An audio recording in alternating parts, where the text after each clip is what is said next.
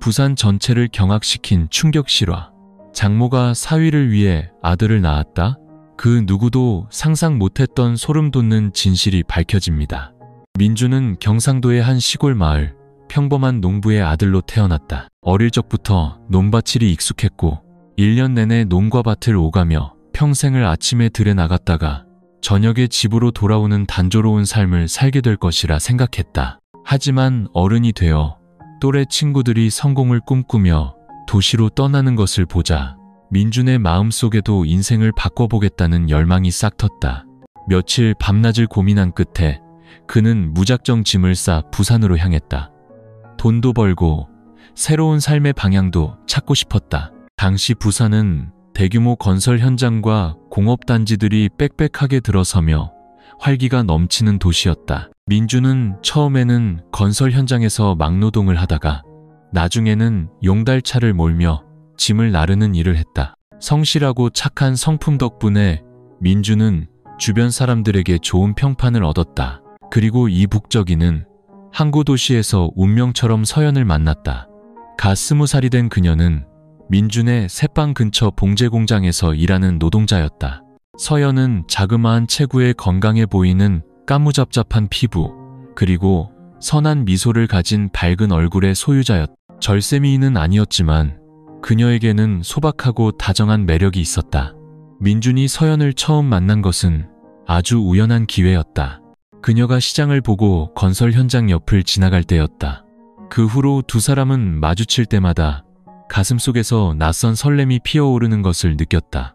얼마 지나지 않아 두 사람은 정식으로 교제를 시작했다. 서연의 집안 형편도 넉넉하지는 않았다. 그녀는 56살의 어머니 김 여사와 단둘이 살고 있었다. 일찍 남편을 여인 김 여사는 홀로 억척스럽게 딸을 키워왔다. 생각은 보수적이었지만 딸에 대한 사랑은 지극했다. 서연이 민준과 만난다는 이야기를 들었을 때 처음에는 딸이 고생할까봐 걱정했지만 성실하고 진실된 청년의 모습을 보며 어느 정도 마음을 놓았다. 민준과 서연의 결혼식은 성대하지 않았다. 친척 몇 분과 이웃들을 초대해 조촐하게 식사를 하는 것이 전부였지만 모두가 진심으로 그들의 행복을 빌어주었다. 그날 민준은 자신의 인생이 이제부터는 달라질 것이라고 굳게 믿었다. 부산의 작은 골목에 위치한 낡은 새빵은 젊은 부부의 따뜻한 보금자리가 되었다. 김 여사는 든든한 버팀목이자 함께 사는 가족이었다. 민준은 아침부터 밤까지 일했고 서연은 봉제 공장에서 부지런히 재봉틀을 돌렸다. 저녁이면 세 사람은 함께 모여 밥을 먹었다. 소박하고 부족한 삶이었지만 웃음이 끊이지 않았다. 하지만 그 행복은 결혼 후 고작 몇 년밖에 가지 못했다. 사람들이 수군거리기 시작했다. 결혼한 지 꽤 됐는데 왜 아직 아기가 없을까?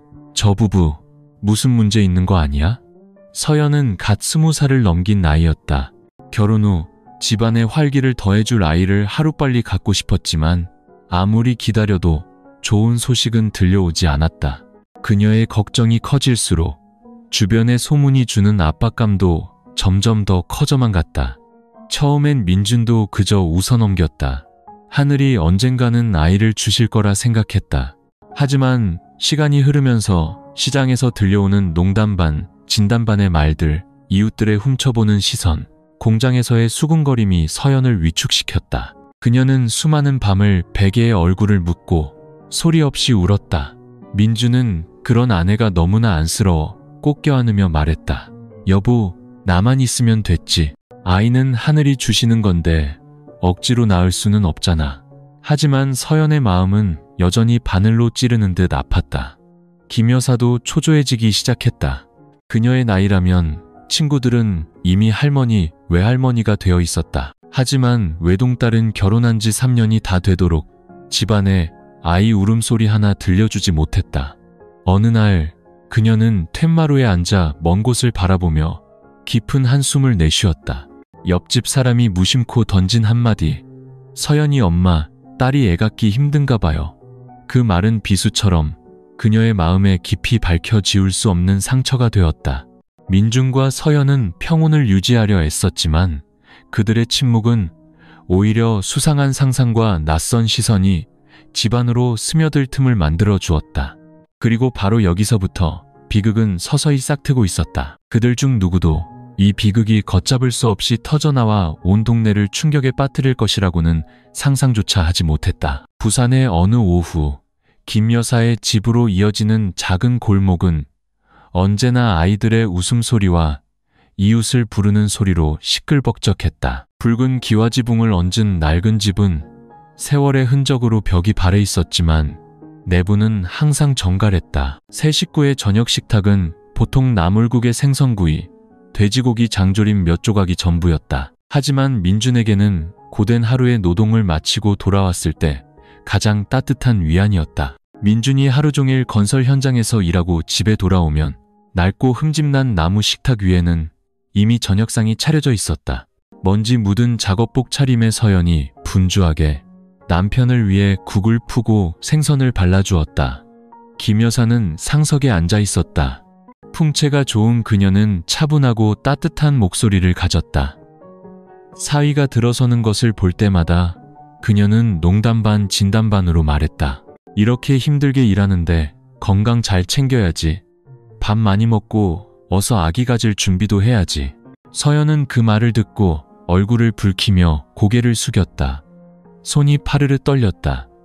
민주는 어색하게 웃으며 서둘러 밥에 국을 말아 화제를 돌리려 했다.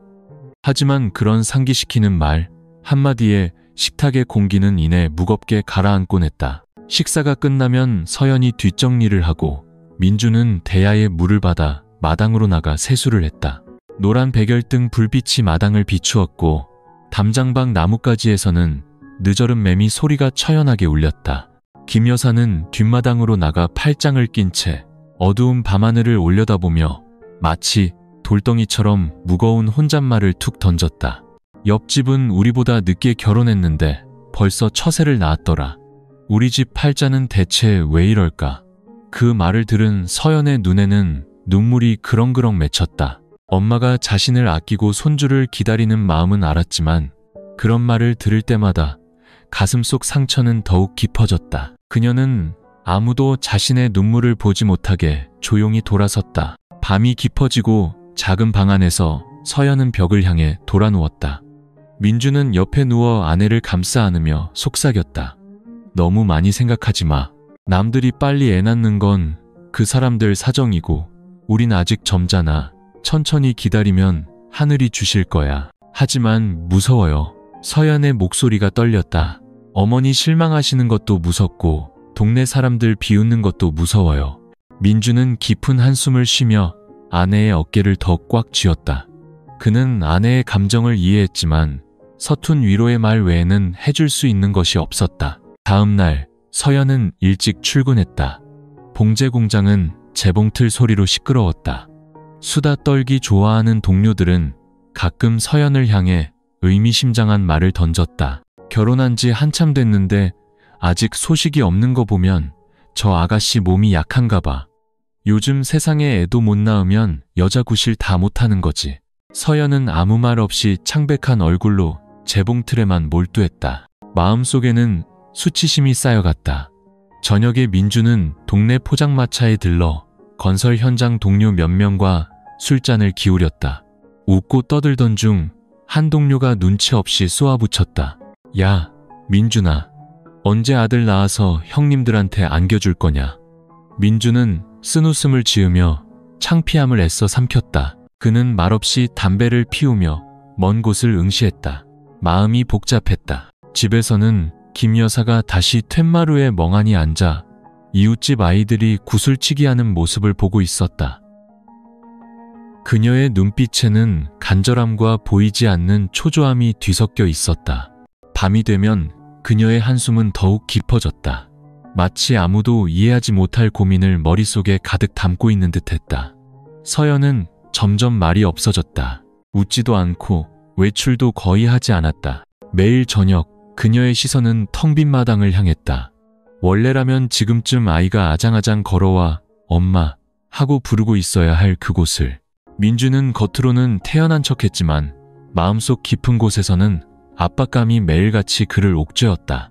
그는 자신의 가정이 험난한 길로 들어서고 있으며 앞으로 더 많은 불안한 일들이 닥칠 것임을 직감했다. 몇 달간의 불안 속에서 살던 서연은 마침내 공장 동료의 조언에 따라 부산의 한 산부인과에 가보기로 했다. 그날 아침 민주는 일을 쉬고 아내의 손을 잡고 병원으로 향했다. 두 사람은 병원 복도에 앉아 있었다. 후텁지근한 공기에 땀이 흘렀지만 마음은 그보다 더 뜨거웠다. 서연은 남편의 손을 꼭 잡았다. 눈빛이 불안하게 흔들렸다. 민주는 아내를 보며 억지로 웃었다. 그냥 마음 편하자고 검사받는 거야, 여보. 병이 있으면 치료하면 되고 없으면 더 좋고. 서연은 고개만 끄덕였지만 입술을 꽉 다물었다. 심장이 미친 듯이 뛰었다. 1시간 후 의사가 두 사람을 불렀다. 진찰을 마친 중년의 의사는 장갑을 벗으며 천천히 말했다. 자궁이 좀 약하고 난소 기능도 저하되어 있습니다. 임신을 원하신다면 일반적인 경우보다 어려움이 따를 겁니다.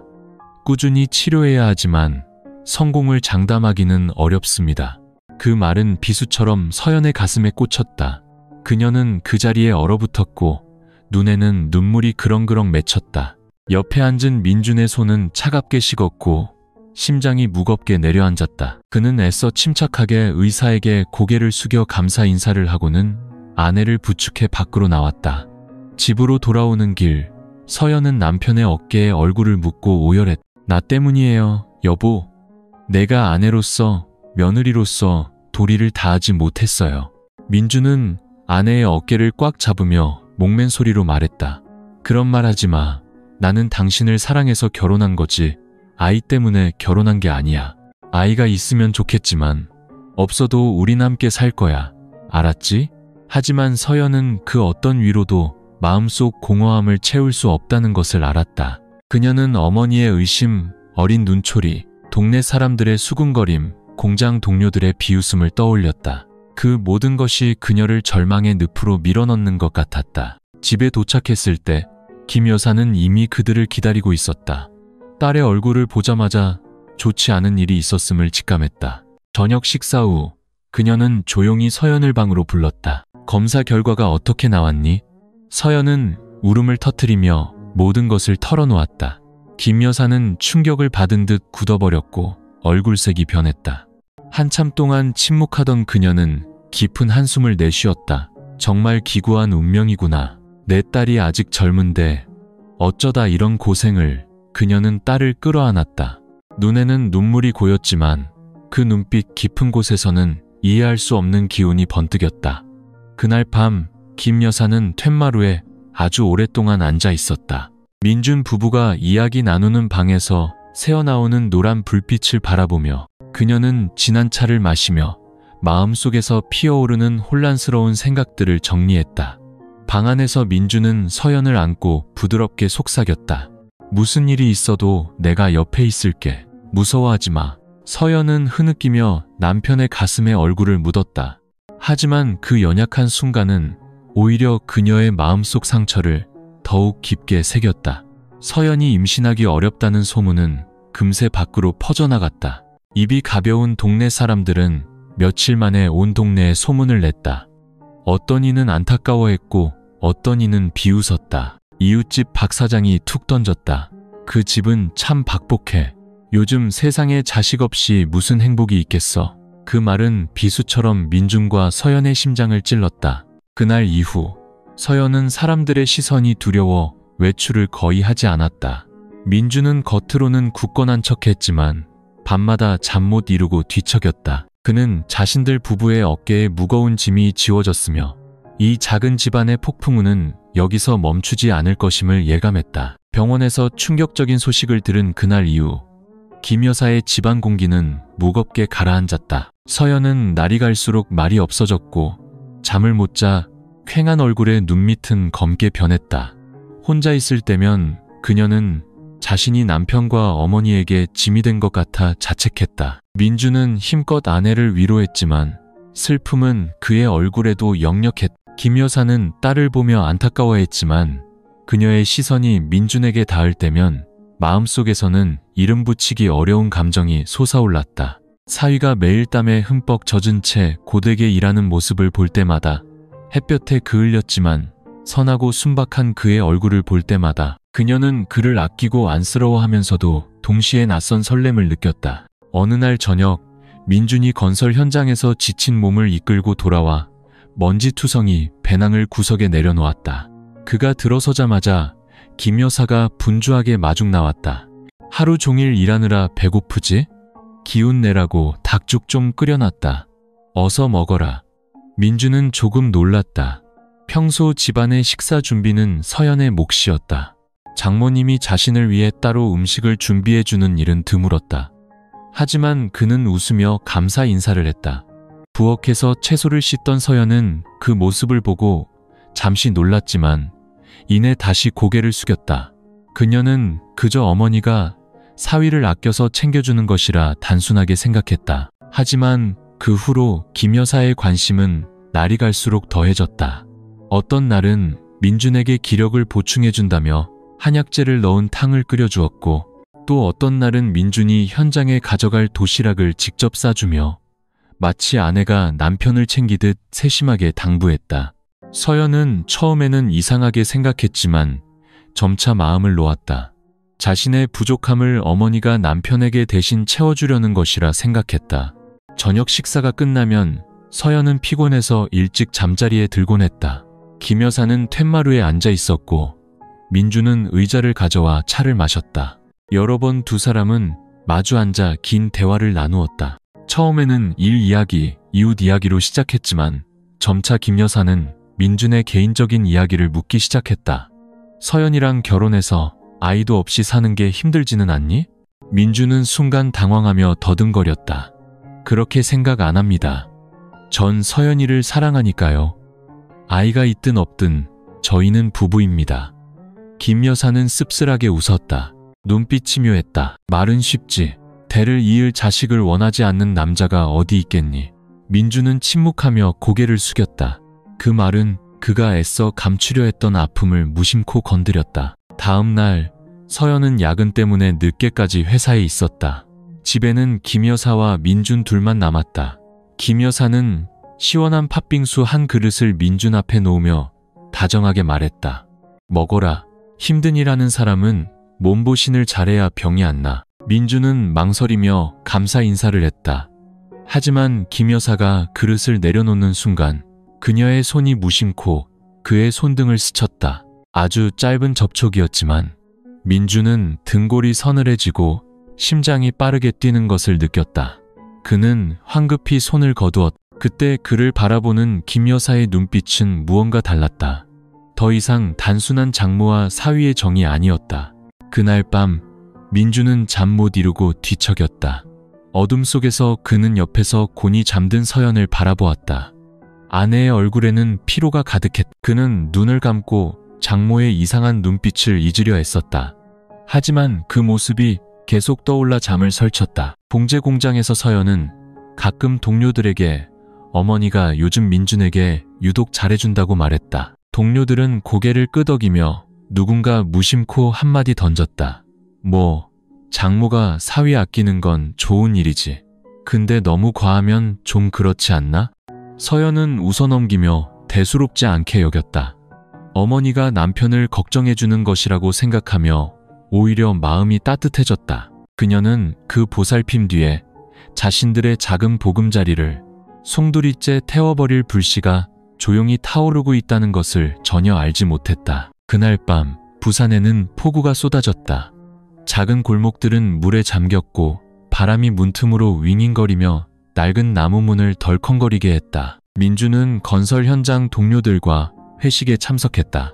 술이 약했지만 동료들의 권유의 잔을 비워야 했다. 집에 돌아왔을 때 그는 옷이 흠뻑 젖고 얼굴이 붉게 달아올라 비틀거렸다. 그날 서연은 야근 때문에 늦게까지 돌아오지 않았다. 낡은 집에는 김 여사 혼자 툇마루에 앉아 세차게 내리는 빗소리를 듣고 있었다. 비틀거리며 들어오는 민준을 보자 그녀는 황급히 일어섰다. 목소리에는 책망과 걱정이 섞여 있었다.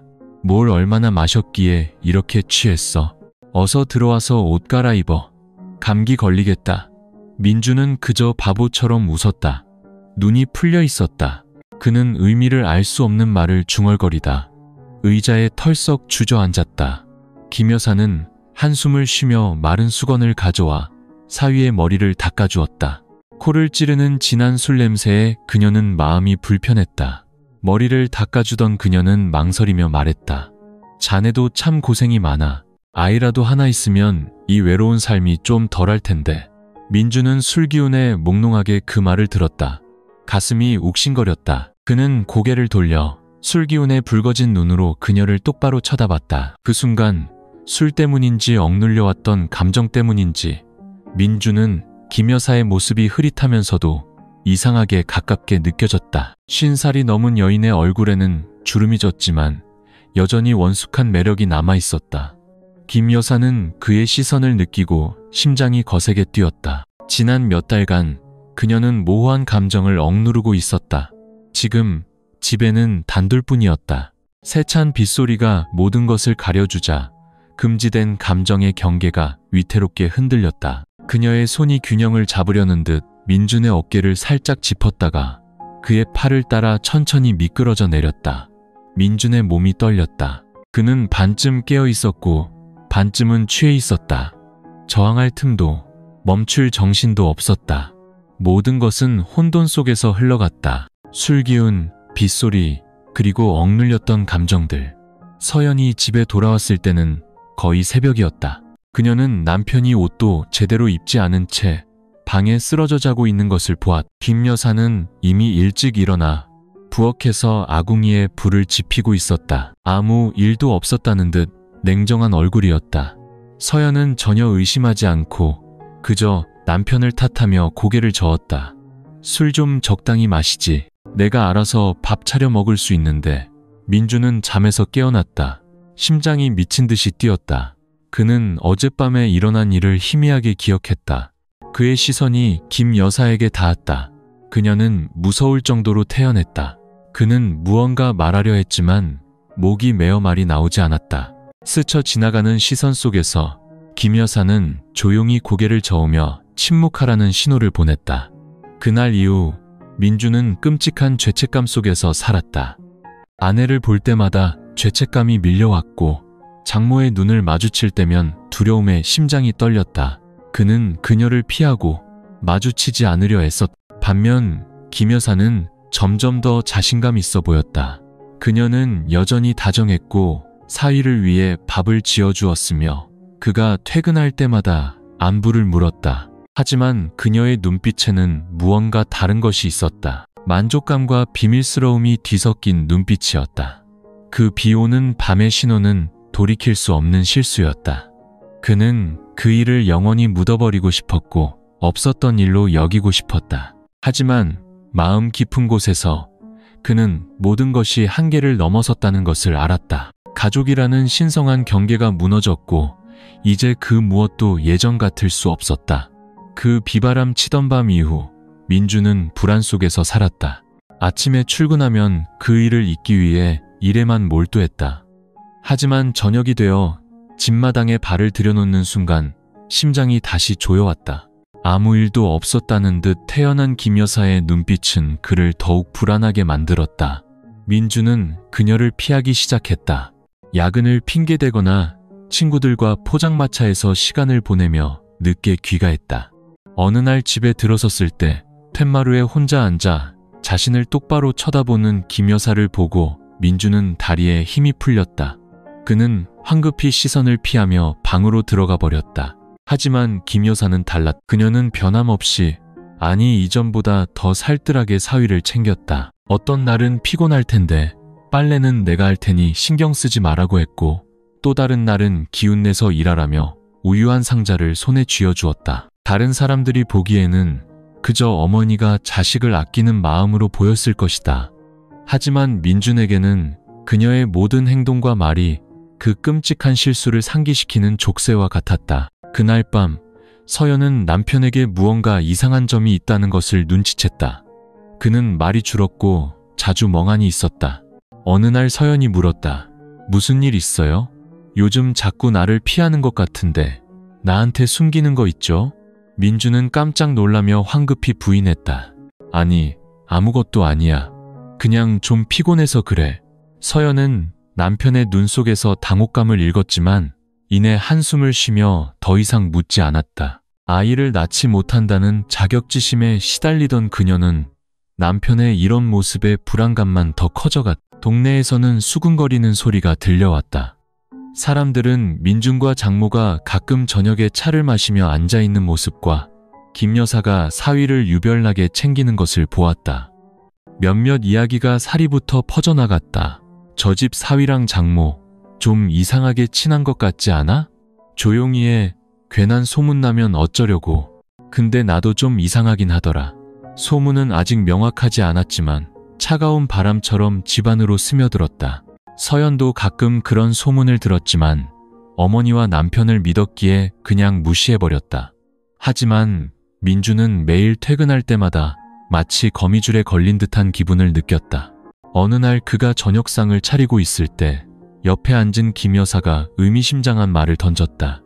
사내대장부는 약속을 지키고 책임을 질 줄 알아야 해.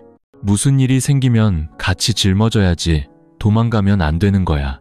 민주는 그 말을 듣고 식은땀이 흘렀다. 그녀가 급이 오는 밤의 일을 상기시키며 경고하고 있다는 것을 알았다. 밤이 깊어지고 서연이 잠들었을 때 민주는 종종 잠 못 이루고 눈을 떴다. 옆에서 들려오는 아내의 고른 숨소리는 그의 죄책감을 더욱 키웠다. 그는 김 여사의 눈빛을 떠올렸다. 부드러우면서도 위압적인, 보이지 않는 밧줄처럼 그를 올가매는 눈빛이었다. 그는 서연에게 모든 것을 고백하고 마음의 짐을 덜고 싶었지만 그럴 때마다 숨이 막혔다. 이 작은 가정을 산산조각 낼까 두려웠다. 서연은 아무것도 모른 채 여전히 매일 출근했고 집안의 모든 어려움은 일시적인 것이라고 믿었다. 하지만 바로 그 믿음이 민준을 더욱 깊은 수렁으로 빠뜨렸다. 김 여사는 날이 갈수록 태연해졌고 심지어 어떤 때는 자신이 큰 비밀을 쥔 사람처럼 사위에게 명령조로 말하기도 했다. 그리고 그 태연함 뒤에서 은밀한 음모가 서서히 형태를 갖추기 시작했다. 이미 무거웠던 삶을 출구 없는 악몽으로 바꿔버릴 음모가. 시간이 흘러 초여름의 부산은 햇볕이 뜨겁게 내리쬐었다. 민주는 여전히 건설 현장으로 나갔고 서연은 봉제 공장에서 일에 몰두했으며 김 여사는 조용히 살림을 꾸렸다. 모든 것이 가라앉는 듯 보였지만 어느 날 예기치 못한 사건이 터졌다. 그날 김 여사는 시장에서 무거운 짐을 들고 힘겹게 걸어오다가 갑자기 현기증을 느끼고 길가의 기둥에 몸을 기댔다. 이웃 사람이 이상하게 여겨 다가와 부축하며 무심코 말했다. 요즘 안색이 좋아 보이시던데 혹시 좋은 소식이라도 있으세요? 농담처럼 던진 그 말에 김 여사는 순간 움찔했다. 그날 밤 고민 끝에 그녀는 몰래 병원을 찾아갔고 결과는 불에 기름을 붓는 격이었다. 그녀는 임신했다. 56살, 남편과 사별한 지 오래된 여인이 임신을 한 것이다. 그 소식은 양날의 검과 같았다. 김 여사는 초음파 사진을 들고 부들부들 떨었다. 그녀의 눈에는 기묘한 기쁨과 함께 불안감이 스쳤다. 하지만 불안감은 이내 다른 감정, 즉 만족감에 의해 가려졌다. 그녀는 이 아이가 급이 오는 밤, 사위와의 사이에서 생긴 결과물이라는 것을 똑똑히 알고 있었다. 며칠 후 소문은 들불처럼 빠르게 번져나갔다. 동네 사람들이 온 동네에 수군거렸다. 들었어? 김 여사 임신했대. 세상에 56살에 무슨 애를 낳는다는 거야. 애 아빠는 대체 누구래? 믿을 수가 없네. 민주는 그 소식을 듣고 다리에 힘이 풀렸다. 그는 마치 벼락을 맞은 듯 멍하니 서 있었다. 머릿속에는 오직 한 문장만 맴돌았다. 말도 안 돼. 하지만 부정할 수도 없었다. 그는 모든 시선을 피하며 골목을 나설 때마다 고개를 푹 숙였다. 서연은 넋이 나간 사람 같았다. 이웃들의 말을 듣고도 귀가 먹먹해지며 믿을 수가 없었다. 그날 저녁 세 사람이 집에 모여 앉았을 때 서연이 다그쳐 물었다. 엄마, 정말 임신했어요? 김 여사는 고개를 들었다. 그녀의 눈빛은 소름 끼칠 정도로 당당했다. 그래, 맞다. 이건 하늘이 주신 복이야. 이 아이는 우리 집안의 기쁨이 될 거다. 서연은 그 자리에 얼어붙었다. 그녀는 부들부들 떨며 얼굴을 감싸고 흐느꼈다. 옆에 앉은 민주는 심장이 쥐어짜이는 듯했다. 모든 것을 고백하고 싶었지만 목이 꽉 막혀 말이 나오지 않았다. 그는 김 여사를 힐끗 쳐다보았다. 그녀는 가볍게 고개를 저으며 칼날처럼 차가운 눈빛으로 그를 위협했다. 그날 이후 작은 골목은 더 이상 평온하지 않았다. 어딜 가나 서연은 수군거리는 소리를 들어야 했다. 사람들은 그녀를 동정, 호기심, 그리고 경멸이 뒤섞인 눈으로 쳐다보았다. 어떤 사람은 악의적으로 말했다. 참 이상한 집안이야. 딸은 애를 못 낳는데 엄마는 배가 불러오다니. 서연은 그 말을 듣고 시장 한복판에서 그대로 쓰러졌다. 사람들이 그녀를 집으로 데려왔고 민주는 아내를 부축하며 자신의 마음도 산산조각 나는 것을 느꼈다. 그날 밤 서연은 목이 매도록 울었고 민주는 석상처럼 조용히 앉아 있었다. 그는 김 여사가 임신한 순간부터 모든 비밀이 머리 위에 매달린 칼날이 되었음을 깨달았다. 아무리 도망쳐도 진실은 언젠가 드러날 것이었다. 그리고 그때가 되면 그와 서연의 위태로운 행복은 분명 무너져 내릴 것이었다. 김 여사의 배가 불러오기 시작한 날부터 평온했던 집은 불지옥으로 변했다. 서연은 힘겨운 나날을 보냈다. 직장에서는 동료들이 등 뒤에서 수군거렸고 집에 오면 이웃들이 훔쳐봤다. 아이를 낳지 못해 이미 자존감이 바닥난 젊은 여인은 이제 56살의 친어머니가 임신했다는 거대한 충격까지 감당해야 했다. 어느 날 오후 밖에서 매미가 시끄럽게 울어대는 동안 서연은 방 안에 멍하니 앉아 눈물만 흘리고 있었다. 민준이 아내에게 밥을 먹으라고 권했지만 그녀는 아무것도 삼킬 수 없었다. 결국 그녀는 밥상을 밀치며 목맨 소리로 말했다. 나 더 이상은 못 참겠어요. 엄마가 임신했는데 애 아빠가 누구예요? 남편 돌아가신 지가 몇 년인데 설마 밖에서 다른 사람을 만났다고 말하지는 마세요. 민주는 그 자리에 얼어붙었다. 땀이 비 오듯 흘렀다. 그는 더듬거렸다. 그가 말을 끝내기도 전에 밖에서 김 여사가 차가운 얼굴로 들어왔다. 서연아, 엄마한테 뭘 묻는 거니? 서연은 벌떡 일어섰다. 눈이 붉게 충혈되어 있었다. 분노와 두려움에 몸을 떨었다. 엄마, 말해줘요. 엄마 뱃속에 있는 아이 아빠가 누구예요? 언제까지 나를 속일 생각이에요? 집안은 숨막히는 정적으로 가득 찼다. 김 여사는 딸을 보며 잠시 당황했지만 이내 눈빛이 차갑게 변했다. 그녀는 씁쓸하게 웃었다. 넌 알 필요 없다. 그냥 이게 하늘이 주신 복이고 이 아이가 우리 집안에 기쁨을 가져다 줄 거라는 것만 알면 돼. 아니요. 서연은 소리쳤다. 나는 알아야 해요. 엄마가 이렇게 나를 속일 수는 없어요. 내가 그렇게 바보인 줄 알아요? 서연의 시선이 갑자기 민준에게 멈췄다. 지난 몇 달간 남편의 이상한 행동들, 이웃들이 수군대던 이야기들, 모든 것이 한꺼번에 머릿속으로 밀려들었다. 그녀는 부들부들 떨며 고개를 저었다. 설마 그 아이 아빠가. 민주는 고개를 푹 숙인 채 침묵했다. 그 침묵은 비수처럼 서연의 심장을 꿰뚫었다. 그녀는 충격에 휘청거리며 주저앉았다. 눈물이 쏟아져 내렸다. 김 여사가 다가왔다. 목소리는 떨렸지만 당당했다. 그래, 네가 짐작한 대로다. 민준이가 이 아이 아빠야. 그게 사실이다. 서연은 비명을 질렀다. 그 울음소리는 마치 지붕을 찢을 듯했다. 세상에, 엄마, 어떻게 나한테 이럴 수 있어요? 당신은 어떻게 날 배신할 수 있어요? 그녀의 울음소리는 온 동네에 퍼져나갔다. 이웃들이 달려와 문 앞에서 웅성거렸다. 단 하룻밤 사이에 온 동네가 벌집을 쑤신 듯 시끄러워졌다.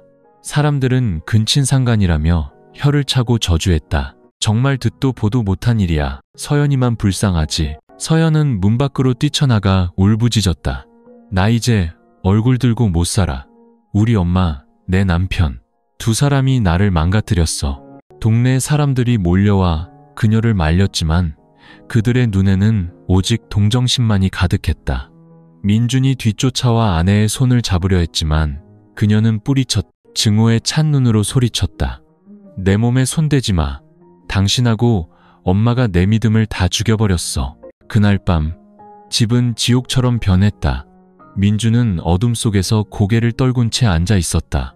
치욕감이 그를 짓눌렀다. 김 여사는 부른 배를 감싸 안고 딸이 기절할 듯 우는 와중에도 도전적인 눈빛을 거두지 않았다. 그리고 이때부터 모든 것은 돌이킬 수 없게 되었다.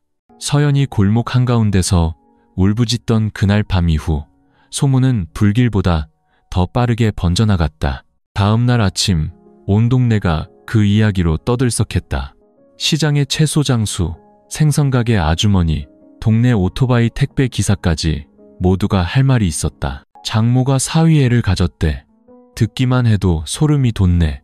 그런 짓을 저지르고 어떻게 사람들 얼굴을 보고 살아? 서연이만 불쌍하지. 20살 갓 넘어서 인생이 망가졌네. 소문은 어디에나 있었다. 서연은 출근할 때마다 고개를 푹 숙이고 아무도 쳐다보지 못했다. 봉제 공장에서 수다 떨기 좋아하던 동료들은 이제 더 악랄해졌다. 어떤 이는 대놓고 말했다. 정말 구제불능 집안이야. 딸은 복도 없지, 엄마는 염치도 없지. 내가 그런 상황이었으면 진작에 이 동네 떴다. 서연은 그 말을 들으며 이를 악물고 눈물을 삼켰다. 그녀가 옷감에 박는 바늘땀 하나하나가 마치 자신의 심장을 찌르는 것 같았다. 민주는 칭찬받던 성실한 청년에서 이제 조롱의 대상이 되었다. 건설 현장 동료들은 그를 동정과 경멸이 섞인 눈으로 쳐다봤다. 어떤 이는 비꼬았다. 네가 생각보다 대단한 놈이었구나. 근데 그 대단함 때문에 평생 욕먹고 살겠다. 민주는 고개를 숙인 채 아무 대꾸도 하지 못했다. 마음속에는 수치심과 죄책감이 쌓여 어깨를 짓눌렀다. 동네 터줏대감인 박 사장은 원래부터 남의 일에 관심이 많았는데 이제 신이 나서 떠들어댔다. 동네 찻집에 앉아 그는 담배를 한 모금 빨고는 천천히 말했다. 내가 저 집 근처에 산 지가 몇 년인데 전부터 좀 이상했어. 김 여사가 사위한테 유별나게 잘해주더라고. 내가 그럴 줄 알았지. 사람들은 귀를 기울이며 그의 말에 살을 붙여 떠들어댔다. 박 사장의 말은 불에 기름을 붓는 격이 되어 한 가정의 비극을 사람들의 술안주로 전락시켰다. 집에서 서연은 점점 말라갔고 얼굴은 퀭해졌다. 밤마다 그녀는 침대 구석에 무릎을 모으고 앉아 남편을 원망과 슬픔이 가득한 눈으로 쳐다보았다. 민주는 침묵하며 아내에게 다가가지 못했다. 두 사람 사이에는 어떤 말로도 메울 수 없는 깊은 골이 생겼다. 반면 김 여사는 여전히 태연했다. 그녀는 아무 일 없다는 듯 계속 시장에 가고 밥을 짓고 집안일을 돌봤다. 이웃들의 수군거림을 들으면 그저 씁쓸하게 웃었다. 남이야 뭐라든 상관없어. 내가 어떻게 사는지는 내가 알아. 그 태도는 여론을 더욱 들끓게 했다. 어떤 이는 그녀가 뻔뻔하다고 했고 어떤 이는 배짱이 두둑하다고 했다. 하지만 모두가 고개를 저으며 그 집안을 동네의 수치로 여겼다. 어느 날 퇴근길에 서연은 동네 아이들에게 놀림을 당했다. 서연이 아줌마, 동생이 민준이 아저씨를 아빠라고 불러요? 아니면 할머니를 엄마라고 불러요? 그 순진한 질문은 비수처럼 날아와 밝혔다. 서연은 그 자리에 얼어붙었다가 길 한복판에서 오열했다. 어른들이 황급히 아이들을 데려갔지만 그들의 눈에도 동정심이 가득했다. 그날 밤 서연은 아버지의 제사상 앞에 무릎을 꿇고 향을 피우며 목 놓아 울었다. 아버지, 만약 아버지가 살아계셨다면 엄마와 남편이 저를 이렇게 배신했을 때 어떻게 하셨을까요? 저는 이제 어떻게 살아야 해요, 아버지. 향연기는 피어올라 출구를 찾지 못하는 슬픔처럼 방안을 맴돌았다. 민주는 문 밖에서 아내가 고통스러워하는 모습을 보며 심장이 찢어지는 듯했다. 그는 안으로 들어가 한마디라도 건네고 싶었지만 발이 돌처럼 무거웠다. 밖에서는 여론이 점점 더 거세지고 있었다. 그리고 바로 그 세상의 손가락질이 이미 금이 간 가정을 내리치는 망치가 되어 비극을 더욱 깊은 곳으로 몰고 갈 것이었다. 그 후 며칠 동안 집안은 유령이 나올 것처럼 적막했다. 서연은 깡마르고 눈밑은 검게 변해 종종 아무 말 없이 멍하니 있었다. 민주는 아내를 볼 때마다 심장이 수천 개의 바늘로 찔리는 듯했다. 그는 몇 번이나 모든 것을 고백하고 무릎 꿇고 사죄하려 했지만 입을 열려고 할 때마다 김 여사의 눈빛이 그를 가로막았다. 그 눈빛은 차갑고 엄격했으며 마치 이렇게 경고하는 듯했다. 입 열지 마. 그랬다간 이 집안은 그날로 끝장이야. 어느 날 밤 서연이 침대 구석에 웅크리고 있을 때 민준이 조심스럽게 다가와 떨리는 목소리로 말했다. 서연아, 미안해. 내가 잘못했어. 이런 일이 일어나길 원하지 않았어. 날 믿어줘. 그건 그냥 실수였어. 내가 제정신이 아니었을 때 서연은 벌떡 돌아앉았다. 눈이 붉게 충혈되어 있었다. 실수? 실수 한 번에 우리 엄마가 임신을 해요? 내가 아직도 당신을 믿을 수 있을 것 같아요? 민주는 목이 메어 아내의 손을 잡으려 했지만 그녀는 뿌리치며 소리쳤다. 내 몸에 손대지 마. 당신하고 엄마가 내 인생을 망가뜨렸어. 서연의 울음소리에 민주는 그 자리에서 무릎을 꿇었다. 그는 두 손에 얼굴을 묻고 어깨를 들썩였다. 하지만 그 고통은 서연의 마음을 움직이지 못했고 오히려 그녀를 더욱 절망하게 만들 뿐이었다. 다음 날 민준이 아내를 따라 문 밖으로 나서려 하자 김 여사가 갑자기 그를 막아섰다. 목소리는 낮았지만 한 글자 한 글자에 힘이 실려 있었다. 너 걔한테 전부 다 말할 작정이지? 민주는 창백해진 얼굴로 고개를 저었다. 저 더는 못 견디겠어요. 서연이를 더 이상 고통스럽게 할 수 없어요. 김 여사는 그에게 다가가 사위의 어깨를 강하게 붙잡았다. 네가 입을 여는 순간 온 동네가 알게 될 거야. 세상 사람들이 네 얼굴에 침을 뱉을 거라고. 그리고 나는 내 뱃속의 아이를 빼앗기는 이 차라리 죽어버릴 거야. 알겠어? 민주는 얼어붙었다. 그는 김 여사의 눈에서 단호함뿐만 아니라 광기마저 보았다. 그녀는 마치 그를 이 금지된 굴레 속에 영원히 묶어두기로 결심한 듯했다. 서연은 아직 이 은밀한 대화를 알지 못했다. 그녀는 그림자처럼 살았다. 출근했다가 집에 와서 조용히 자기 방에 틀어박혔다. 하지만 의심의 눈초리는 날이 갈수록 선명해졌다. 남편을 볼 때마다 그녀는 수천 개의 질문으로 그 침묵을 깨부수고 싶었다. 동네의 여론은 여전히 뜨거웠다. 사람들은 찻집과 시장에서 떠들어댔다. 서연이만 불쌍하지. 엄마랑 남편한테 동시에 배신당하다니. 가장 큰 죄는 민준이 놈이야. 사내 자식이 그렇게 나약해서 그런 덫에 빠지다니. 그 날카로운 말들은 민준의 귀에 그대로 밝혔다. 골목을 나설 때마다 그는 고개를 푹 숙이고 감히 누구도 마주치지 못했다. 머릿속에는 항상 같은 말이 맴돌았다. 내가 잘못했다. 하지만 과연 벗어날 길이 있을까? 그날 밤 서연이 등을 돌리고 누워있을 때 민주는 툇마루에 앉아 있었다. 차가운 밤바람이 불어왔고 멀리서 개 짖는 소리가 들렸다. 그는 담배에 불을 붙여 타들어가는 불씨를 보며 씁쓸함을 느꼈다. 그는 자신이 출구 없는 덫에 깊이 빠져들고 있다는 것을 알았다. 한쪽에는 사랑하지만 끔찍한 상처를 입은 아내가, 다른 한쪽에는 치명적인 비밀을 쥐고 매일 그를 올가매는 장모가 있었다. 그리고 이 막다른 길에서 민주는 그저 침묵하며 견딜 수밖에 없었다. 하지만 그 침묵은 아무것도 해결해주지 못했다. 서연을 그에게서 더욱 멀어지게 만들었고 김 여사를 더욱 기세등등하게 만들 뿐이었다. 그 후 몇 달 동안 김 여사의 집은 차가운 무덤 같았다. 서연은 더 이상 민준과 대화하지 않았고 조용히 집안일을 한 뒤 침대에 누워 울기만 했다. 밤이 되면 그녀는 벽을 향해 돌아 누웠고 남편은 옆에서 멍하니 앉아있을 뿐이었다. 그녀의 마음속에서 행복한 가정에 대한 모든 희망은 산산조각 났다. 어느 날 새벽, 닭이 울기 시작할 무렵 서연은 조용히 옷 몇 벌을 작은 가방에 챙겼다. 그녀는 책상에 앉아 학생용 노트에 떨리는 손으로 글씨를 써내려갔다.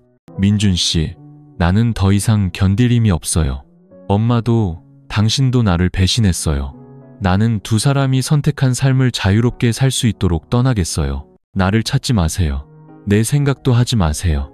너무 지쳤어요. 편지를 접어 책상 위에 올려놓고 그녀는 조용히 골목으로 나섰다.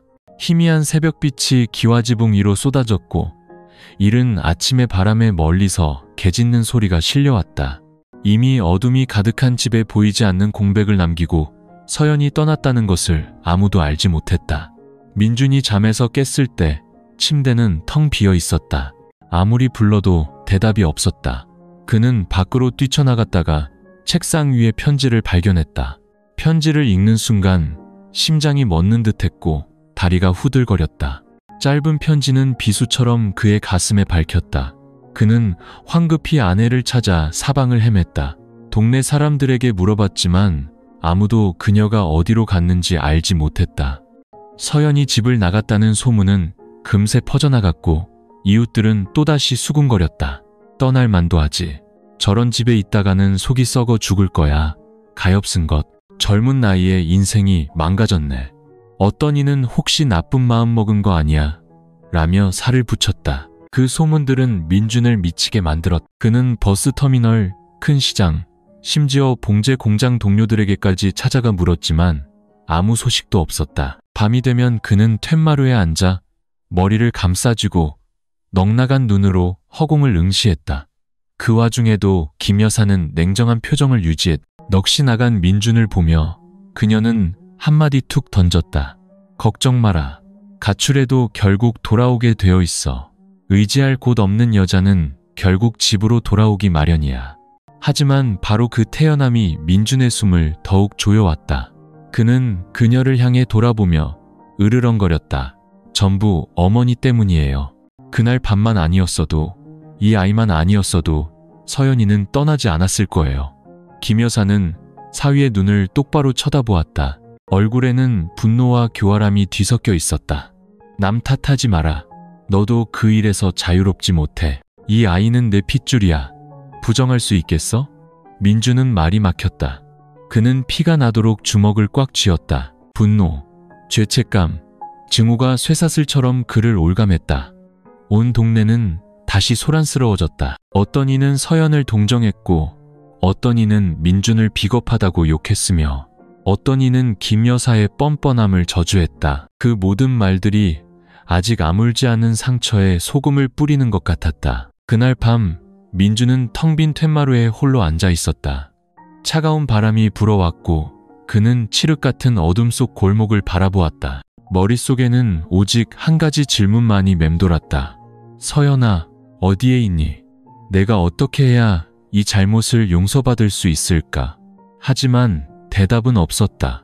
칠흑 같은 어둠 속에서 귀뚜라미 소리만이 처량하게 울려 퍼지며 앞으로 다가올 날들이 더욱 혹독할 것임을 예고했다. 집을 나선 서연은 다른 낯선 곳으로 가지 않고 조용히 버스를 타고 김해에 있는 외가로 향했다. 어린 시절을 보냈던 낡은 기와집은 인생의 폭풍우 속에서 그녀의 유일한 피난처가 되었다. 이모는 깡마르고 퀭한 얼굴에 붉게 충혈된 눈을 한 서연을 보고 깜짝 놀랐다.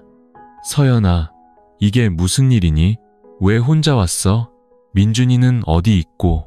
서연은 울음을 터뜨리며 이모에게 안겨 흐느꼈다.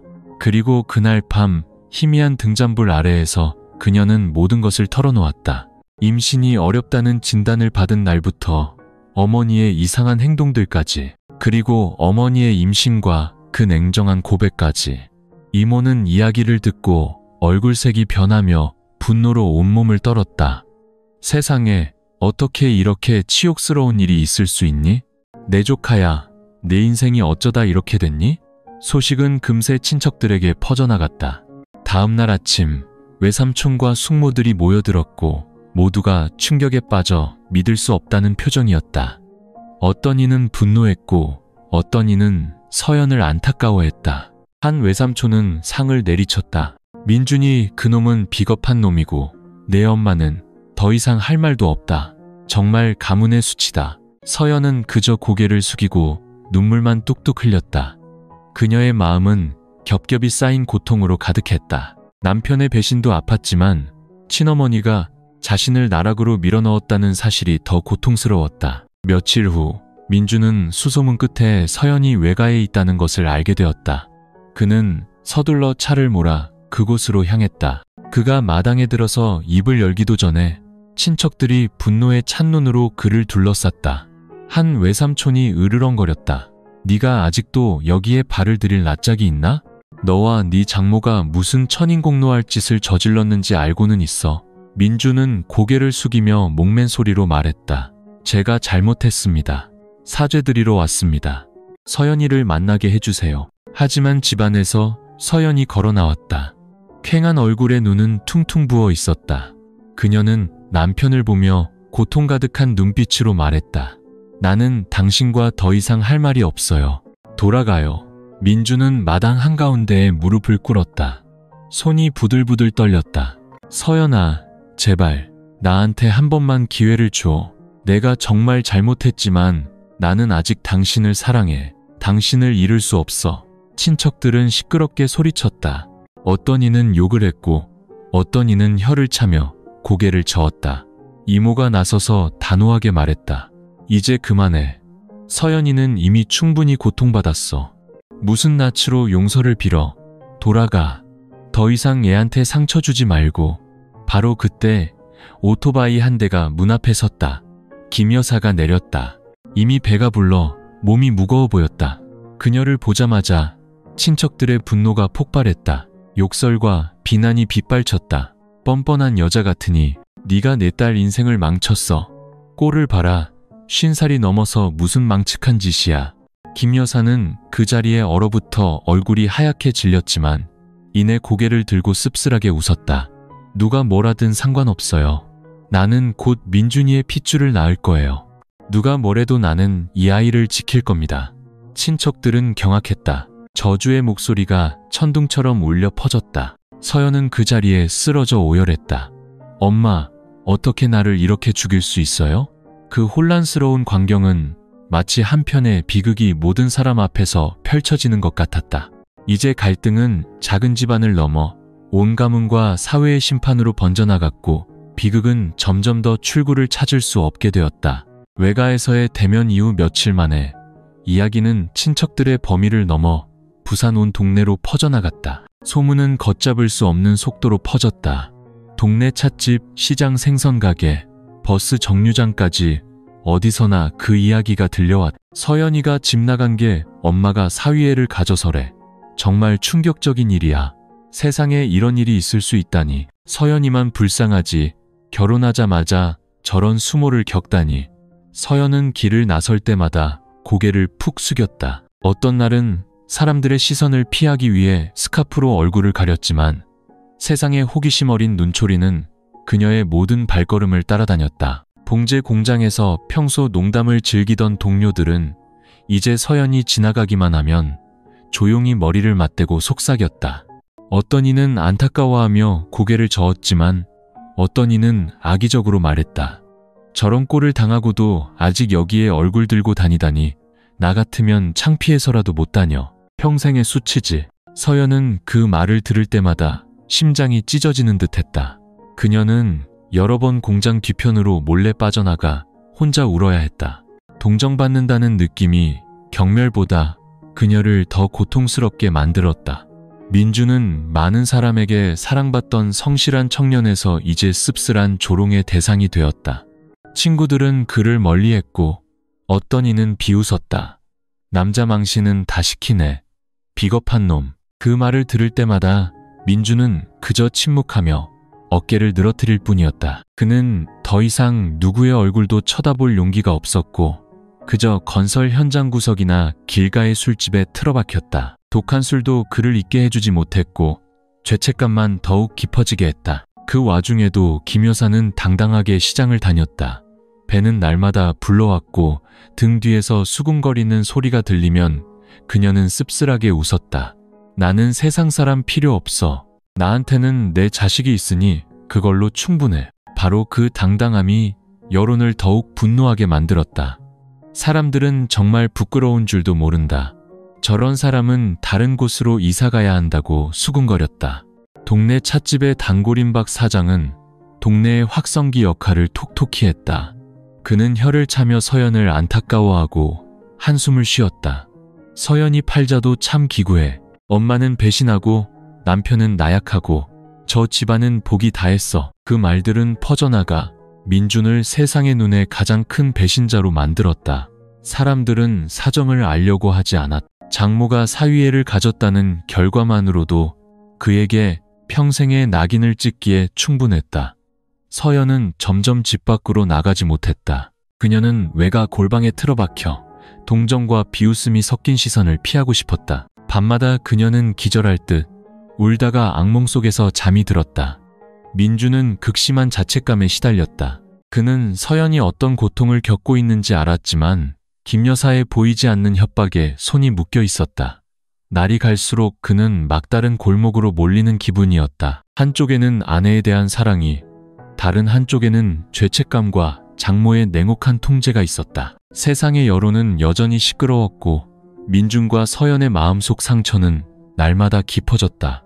그리고 이 모든 것은 앞으로 닥칠 비극의 시작에 불과했다. 그해 가을, 부산의 날씨는 쌀쌀했다. 몇 달간의 힘든 임신기간 끝에 마침내 김 여사에게 진통이 찾아왔다.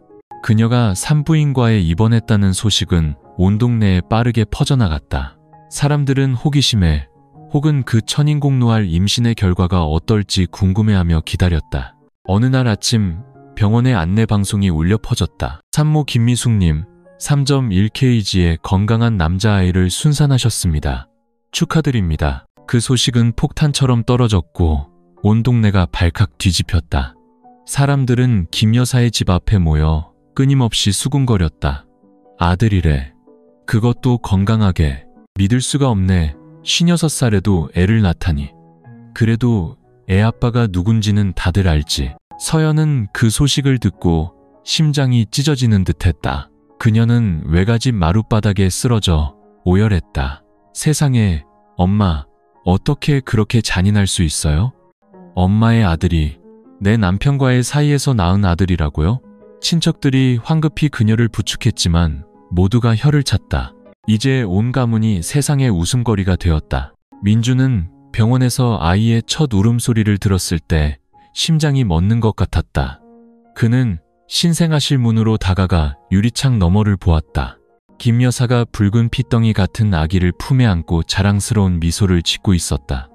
그 순간 민주는 울어야 할지 웃어야 할지 알 수 없었다. 아이는 그의 핏줄이었고 부정할 수 없는 사실이었지만 동시에 근친상간이라는 끔찍한 죄의 결과물이었다. 병원 사람들은 수군거렸고 간호사들은 서로 속삭이며 그를 안타까운 눈으로 쳐다보았다.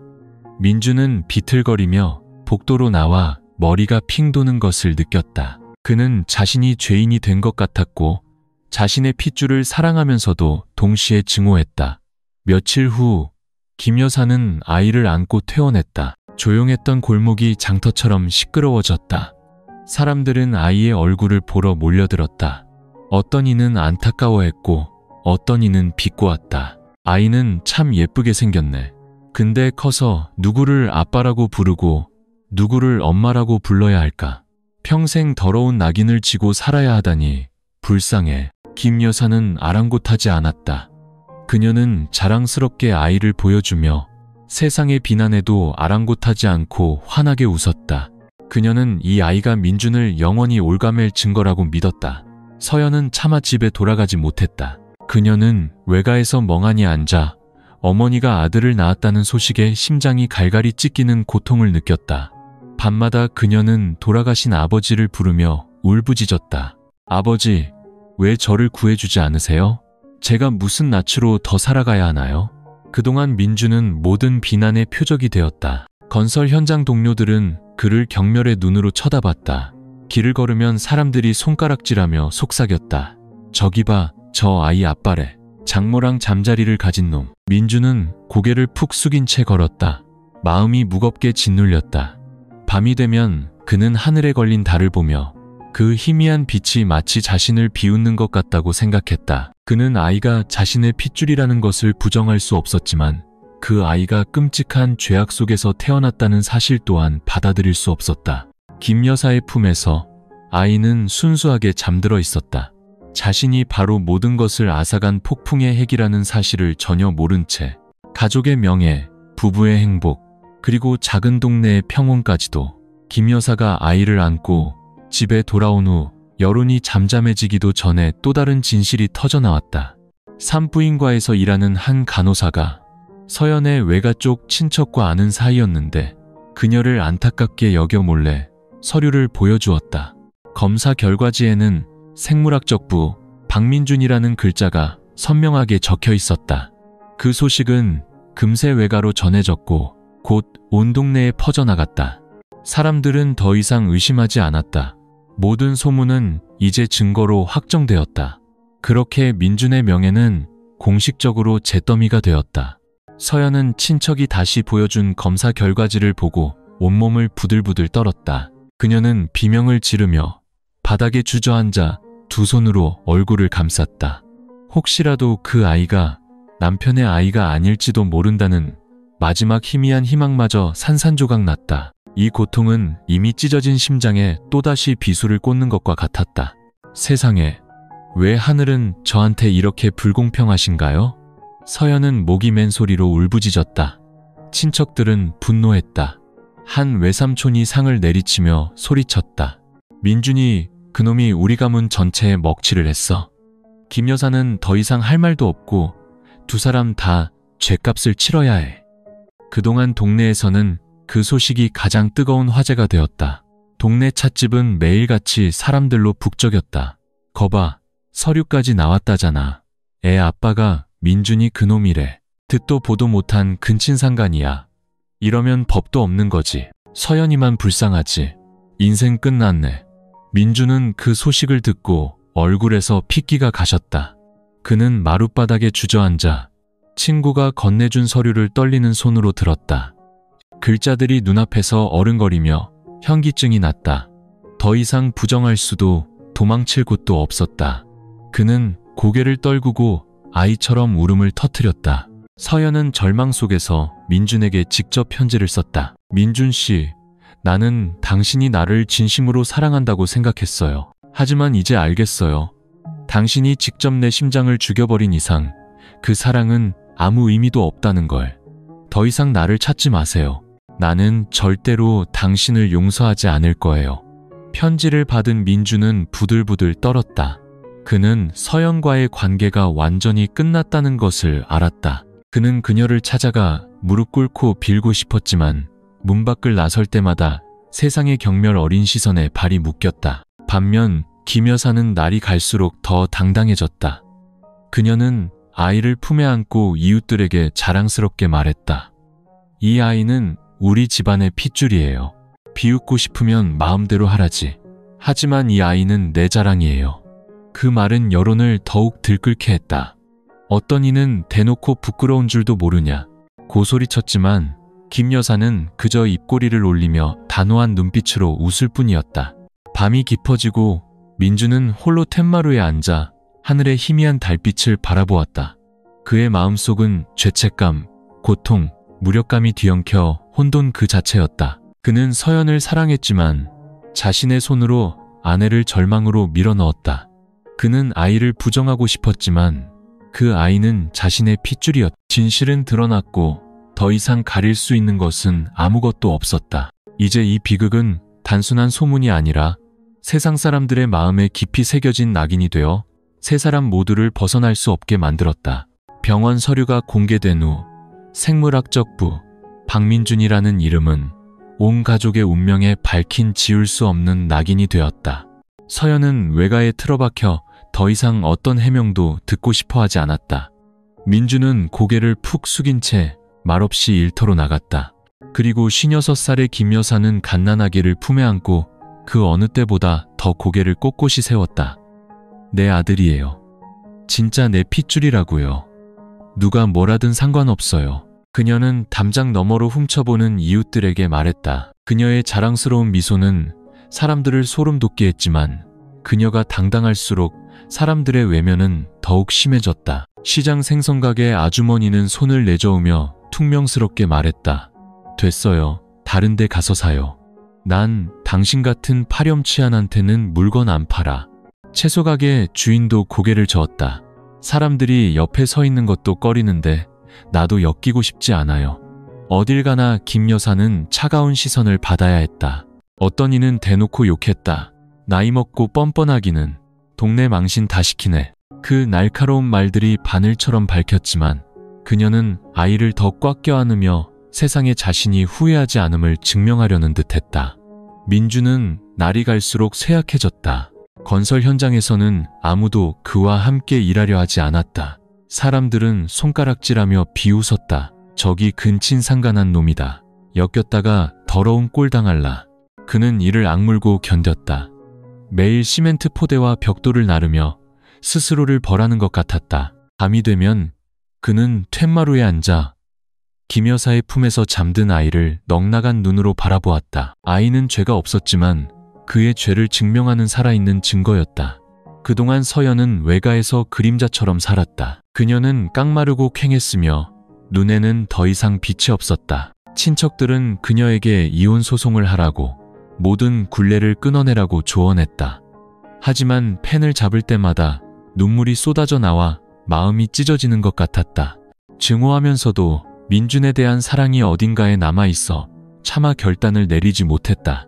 어느 날 친척들은 가족회의를 열었다. 서연은 억지로 자리에 앉혀졌고 민준은 심판을 받기 위해 불려왔다. 수많은 사람들 앞에서 민준은 무릎을 꿇었다.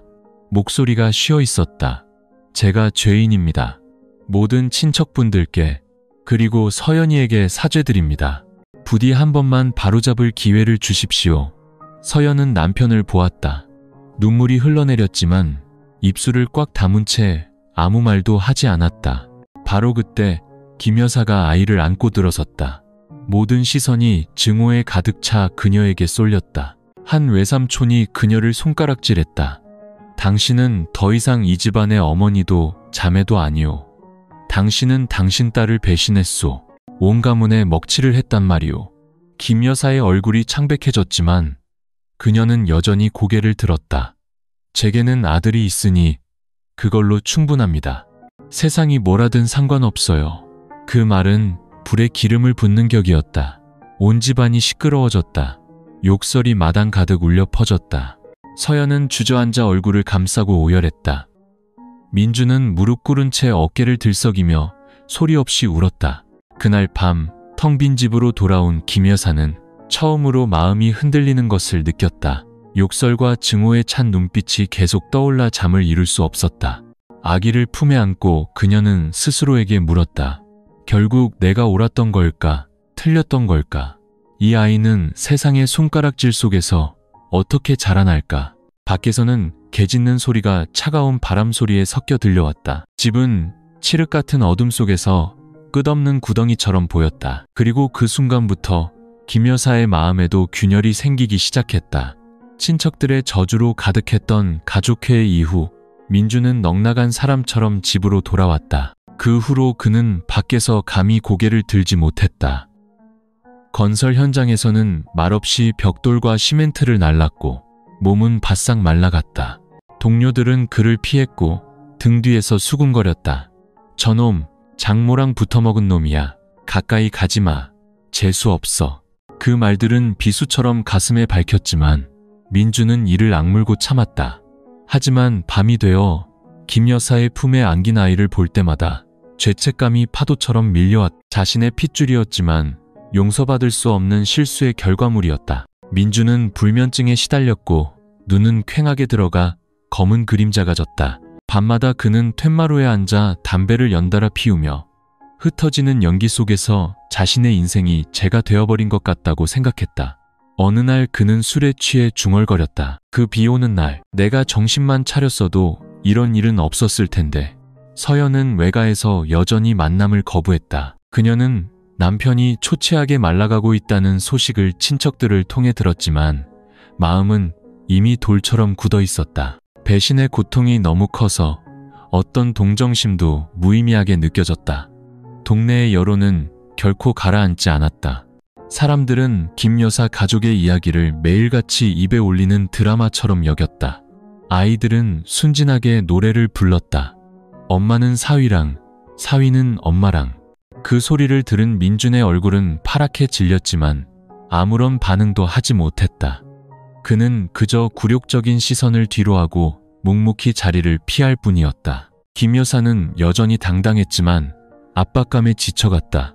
시장에 가면 쫓겨나 빈손으로 돌아오는 날이 많아졌다. 집에서는 그저 아이를 안고 스스로를 위로할 뿐이었지만 그녀의 눈에도 두려움이 서서히 번져갔다. 민주는 점점 더 막다른 골목에 몰렸다. 그는 잘못을 만회할 방법도 아내를 마주할 용기도 없었. 어느 날 그는 강가의 술집에서 쓰러질 때까지 술을 마셨다. 주인이 그를 부축해 집에 데려다 주었고 그의 입에서는 서연아 용서해줘라는 잠꼬대만 흘러나왔다. 그날 밤 서연은 남편이 술에 취해 길바닥에 쓰러졌다는 소식을 들었다. 그녀는 가보지 않았다. 그저 방 안에 무릎을 안고 앉아 눈물만 흘렸다. 마음속에는 아직 감정이 남아 있었지만 치욕감이 그녀를 돌아가지 못하게 막았다. 민준이 잠에서 깼을 때 그는 침대에 누워 있었다. 옆에는 김 여사의 품에서 작은 아들이 곤히 잠들어 있었다. 그 순수한 얼굴을 보며 그는 사랑과 증오 그리고 연민을 동시에 느꼈다. 눈물 한 방울이 떨어져 목맨 한숨과 섞였다. 그는 자신이 서서히 기력을 잃어가고 있다는 것을 알았다. 건강은 무너지고 정신은 산산조각 났다. 하루하루가 지날수록 그는 바람에 날리는 마른 잎사귀처럼 생기를 잃어갔다. 이대로라면 그가 얼마나 더 버틸 수 있을지 알 수 없었다. 연말이 다가오면서 부산에는 차가운 가랑비가 내렸다. 서연은 외가의 작은 방에서 몸을 웅크리고 앉아 문틈으로 새어 들어오는 바람 소리를 들으며 텅 빈 마음을 느꼈다. 이모와 외삼촌은 계속해서 그녀를 설득했다. 강해져야 한다. 이건 용서할 수 없는 일이야. 이혼 서류를 내고 모든 걸 끝내. 안 그러면 평생 치욕 속에서 살게 될 거야. 서연은 침묵했다. 마음속에는 아직 민준에 대한 사랑이 남아 있었지만 어머니가 남편의 핏줄인 아이를 안고 있는 모습을 떠올릴 때마다 심장이 갈갈이 찢어졌다. 밤마다 그녀는 눈물이 마를 때까지 울다가 악몽 속에서 잠이 들었다. 어느 날 아침 친척들의 압박에 못 이겨 서연은 펜을 들고 이혼 서류를 작성했다. 손이 부들부들 떨렸고 한 글자 한 글자가 살을 애는 것 같았다. 눈물이 종이 위로 떨어져 글씨를 번지게 했다. 그녀는 서명을 하며 심장이 반으로 찢어지는 듯한 기분을 느꼈다. 서연이 이혼 서류를 작성했다는 소식은 금세 민준의 귀에 들어갔다. 그 소식을 들었을 때 그는 건설 현장 마당에서 그대로 주저앉았다. 그는 이를 내팽개치고 오토바이를 몰아 외가로 향했다. 비바람이 얼굴을 때렸지만 추위를 느낄 수 없었다. 외가 문 앞에 서서 그는 계속해서 문을 두드렸다. 한 친척이 문을 열었다. 증오 가득한 눈빛이었다. 무슨 낯으로 여기까지 왔어? 가. 서연이는 네 얼굴 보고 싶지 않대. 민주는 마당에서 그대로 무릎을 꿇었다. 목소리가 메어 있었다. 제발 서연이를 한 번만 만나게 해주세요. 제가 잘못했지만 그녀를 잃을 수는 없어요. 서연은 그 소리를 듣고 밖으로 나왔다. 빗속에 무릎 꿇고 있는 남편을 보자 마음이 아팠지만 씁쓸한 기억이 다시 떠올랐다. 그녀는 단호하게 말했다. 일어나요. 당신은 나를, 우리 가족을 모두 배신했어요. 이제 와서 무슨 할 말이 있어요? 민주는 고개를 들었다. 눈이 붉게 충혈되어 있었다. 내가 비겁하고 나약했던 거 알아.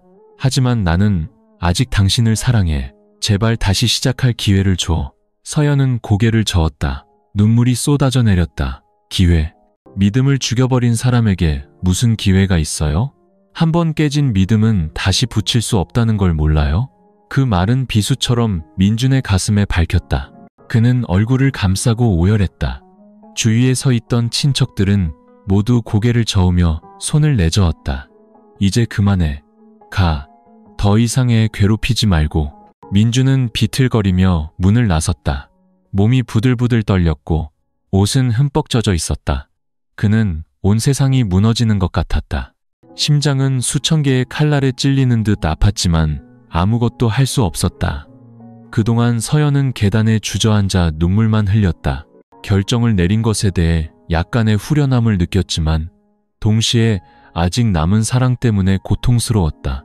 증오와 그리움 사이에서 그녀는 갈갈이 찢기는 것 같았고 언제쯤 이 고통에서 벗어날 수 있을지 알 수 없었다. 그날 밤 민주는 집에 돌아와 어둠 속에 홀로 앉아 있었다. 순수한 아이는 여전히 김 여사의 품에서 곤히 잠들어 있었고 자신의 아버지가 절망의 늪으로 떨어지고 있다는 사실을 전혀 알지 못했다. 밖에서는 비가 뚝뚝 떨어졌다. 빗방울 하나하나가 민준의 썩어가는 영혼을 채찍질하는 것 같았다. 일주일 후 서연의 외가에서는 큰애 삼촌 댁에서 대규모 가족회의를 열기로 했다. 소문은 빠르게 퍼져 멀리 사는 친척들까지 모여들었다. 모두의 마음속에는 분노가 가득했고 가문의 수치를 명확히 하고자 했다. 그날 외삼촌 댁 마당은 사람들로 가득 찼다. 텐마루에는 돗자리가 깔렸고 의자가 빼곡히 놓였다. 분위기는 마치 재판장처럼 팽팽했다. 서연은 구석에 움츠리고 앉아 있었다. 퀭한 얼굴의 눈은 붉게 부어 있었다. 민준도 불려왔다. 그는 고개를 푹 숙인 채 주먹을 꽉 쥐고 식은땀을 흘렸다. 잠시 후 김 여사가 아이를 안고 나타났다. 그녀가 들어서자마자 수십 개의 증오 어린 시선이 쏟아졌다. 수군거리는 소리가 사방에서 들려왔다. 한 친척이 일어나 그녀를 손가락질했다.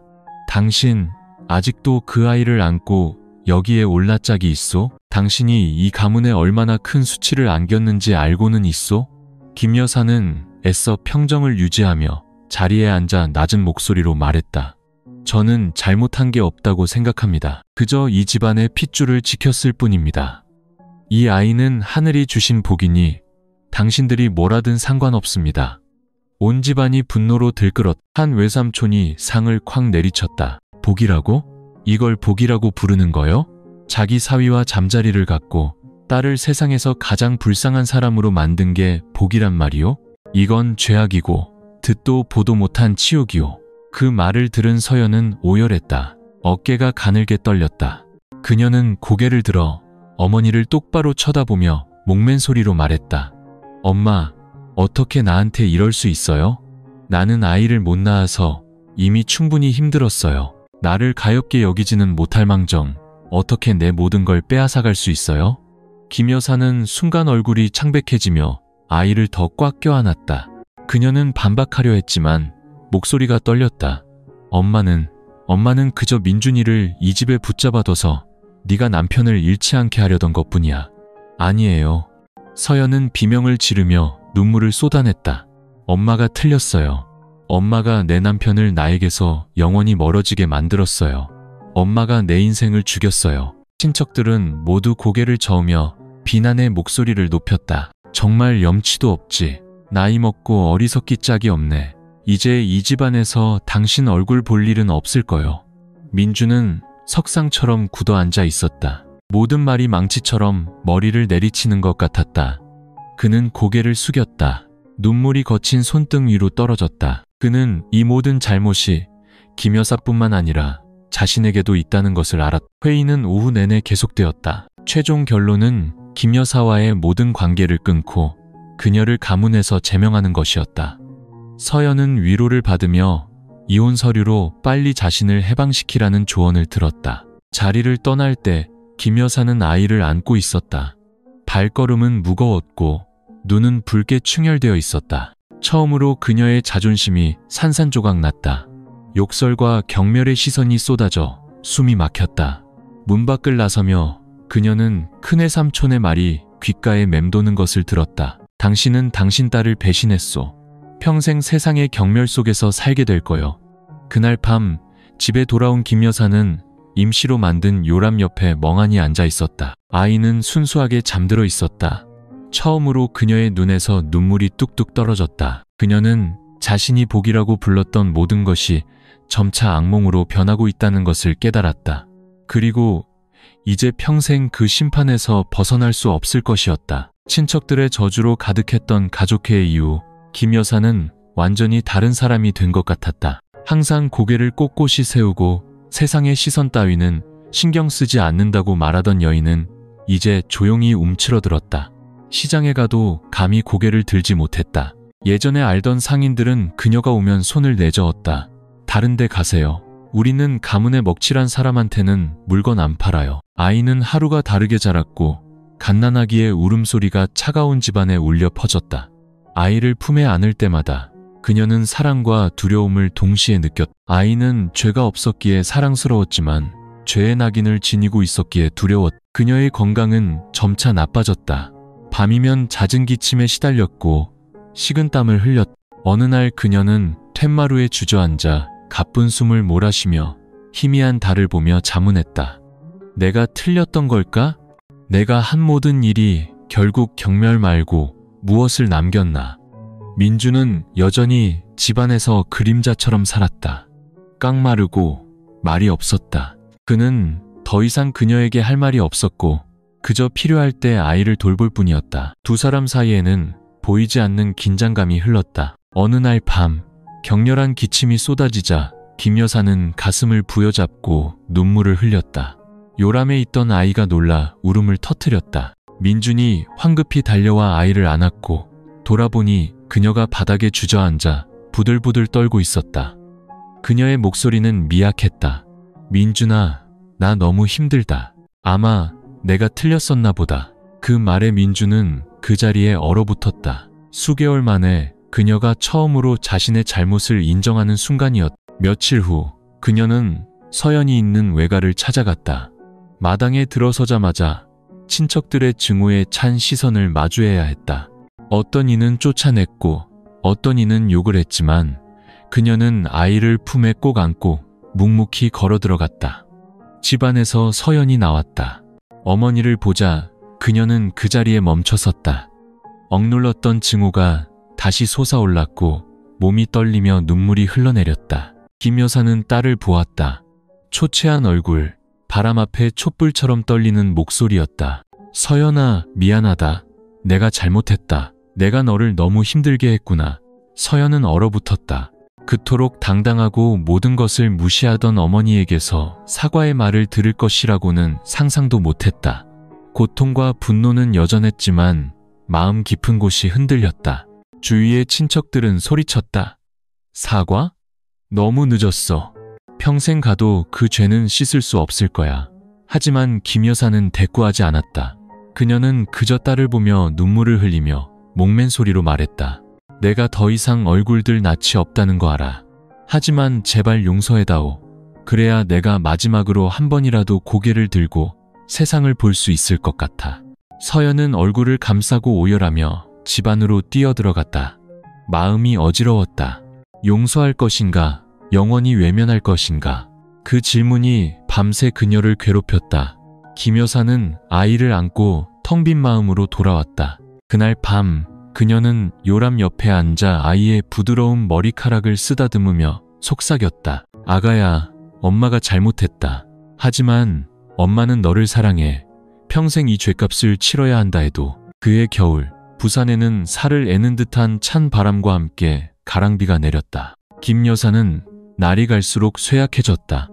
기침은 잦아졌고 몸은 깡마르고 눈은 피로에 지쳐 있었지만 품에서 아이를 놓지 않았다. 당당했던 여인은 이제 어두운 집안을 위태롭게 떠도는 그림자에 불과했다.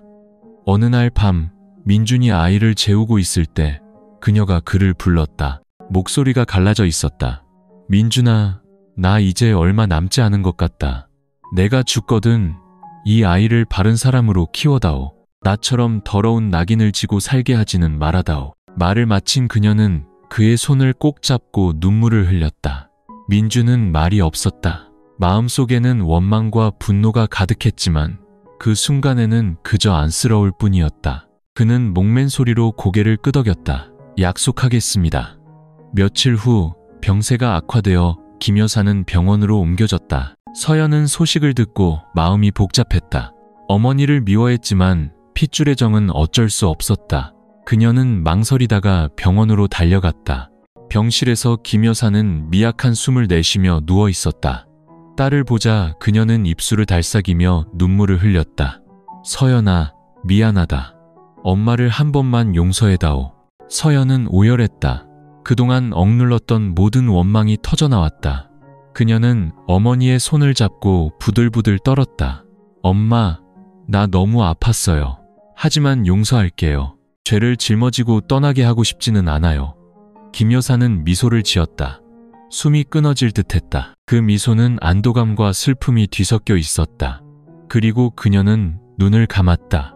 손이 차갑게 식어갔다. 천인공노할 죄를 저지른 여인은 마침내 딸의 뒤늦은 용서 속에서 눈을 감았다. 장례식 날 동네 사람들은 수군거렸지만 더 이상 날선 비난은 없었다. 사람들은 혀를 차며 한숨을 쉬었다. 저 여자 인생도 참 불쌍해. 욕심부리다 결국 빈손으로 가는구나. 민주는 아이를 안고 관 뒤를 따랐다. 퀭한 얼굴, 텅 빈 눈빛이었다. 서연은 옆에 서서 하염없이 눈물을 흘렸다. 모든 것이 산산조각 났지만 그 순간 그녀는 평생을 잘못 살아온 어머니가 가여웠다. 장례식이 끝나고 서연은 옛집으로 돌아가기로 결심했다. 민준과 바로 관계를 회복한 것은 아니었지만 완전히 외면하지도 않았다. 그녀는 담담한 목소리로 말했다. 행동으로 증명해요. 당신이 잘못을 뉘우치고 올바르게 사는 모습을 보여준다면 언젠가 기회를 줄게요. 민주는 무릎을 꿇고 눈물을 뚝뚝 흘렸다. 그는 평생을 바쳐서라도 죗값을 치르겠다고 약속했다. 그 후로 민주는 조용히 살며 아이를 키우는데 모든 힘을 쏟았다. 그는 술을 끊고 성실하게 일했으며 한 푼 두 푼 돈을 모았다. 서연은 점차 남편의 진심 어린 변화를 보게 되었다. 상처는 아직 아물지 않았지만 그녀의 마음도 더 이상 예전처럼 차갑지는 않았다. 아이는 아무것도 모른 채 순수하게 자라났다. 아이의 웃음소리 속에서 서연과 민주는 폭풍우가 지나간 뒤 비치는 희미한 빛처럼 조금씩 평온을 찾아가고 있었다. 김 여사와 민준, 그리고 서연의 이야기는 고통과 희미한 희망이 뒤섞인 채 막을 내립니다. 완벽한 해피엔딩은 아니지만 우리 모두에게 깊은 생각할 거리를 남깁니다. 사람들은 말합니다. 가정의 행복은 신뢰와 도덕 위에 세워진다고. 도덕의 경계가 한번 무너지면 모든 것은 순식간에 무너져 내립니다. 김 여사는 이기적인 욕심과 욕망에 눈이 멀어 결국 딸의 가정을 자신의 손으로 파괴했고 사회의 손가락질을 받는 죄인이 되었습니다. 어머니의 사랑이나 사위를 지키려는 마음으로 변명하려 해도 그것은 잘못을 정당화할 수 없는 핑계일 뿐입니다. 그녀의 고독한 죽음은 한 가지 진리를 증명합니다. 인륜을 저버린 자는 반드시 그 대가를 치른다는 것을. 민준, 그는 본래 성실한 사람이었지만 나약함과 한순간의 실수로 인해 술과 유혹에 넘어가 걷잡을 수 없는 소용돌이에 빠졌습니다. 그의 무책임함은 자신뿐만 아니라 아내를 고통스럽게 하고 가정을 파괴했습니다. 하지만 다행히도 그는 마지막에 자신의 잘못을 인정하고 죄 없는 아이를 책임지기로 결심했습니다. 이를 통해 우리는 깨달을 수 있습니다. 진정한 뉘우침과 평생에 걸친 속죄만이 실수를 만회할 수 있다는 것을요. 서연.